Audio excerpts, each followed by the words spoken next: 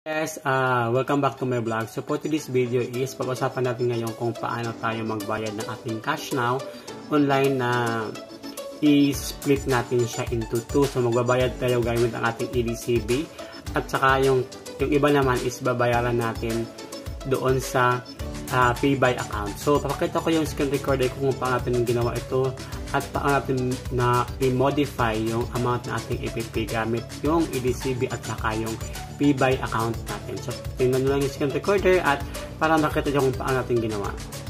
So ayun na guys, i-open natin ang ating cash now na application. Nakikita mo yung second installment natin na 422. So babayaran natin siya sa online which is gamit natin ng any bank sa UAE. So ayan, 421. So i-modify natin siya into 332 ng ating babayaran sa ating bank account. So ayan, magkakaroon siya ng verification dyan sa bank account natin guys at makaka-receive ka ng OTP para ma-enter mo para mag-successful yung payment. So ayan na nga guys, nag-successful na ating payment na 332 via EDCB. So meron pa tayong remaining balance na babayaran, yan 89 dirham. So ang 89 dirham po is babayaran natin doon sa pay by account natin gamit yung UP. So ang gagawin natin guys is click lang natin yung 89 then i-click mo yung repay.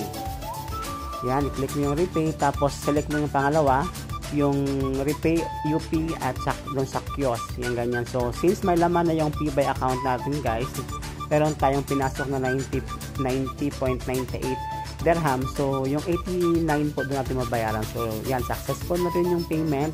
At the same time, makaka-receive ka ng notification from Cash Now na fully paid na yung second installment. Makakita mo na rin sa taas kung magkano yung available balance. 600 na lang yung 668. At saka makikita mo na yung third installment. So ayun guys, nakita nyo na kung paano natin na i-modify ang ating Cash Now payment ng ating pagbabayad gamit ang EDCB at saka yung pay by account. So kung nagustuhan nyo ang video na ito, paki-like, comment, share, and subscribe. Paki-share na rin sa mga friends nyo para malaman nila kung paano mag-split ng payment sa Cash Now. Thank you for watching and see you in my next vlog. Thank you po. Bye-bye.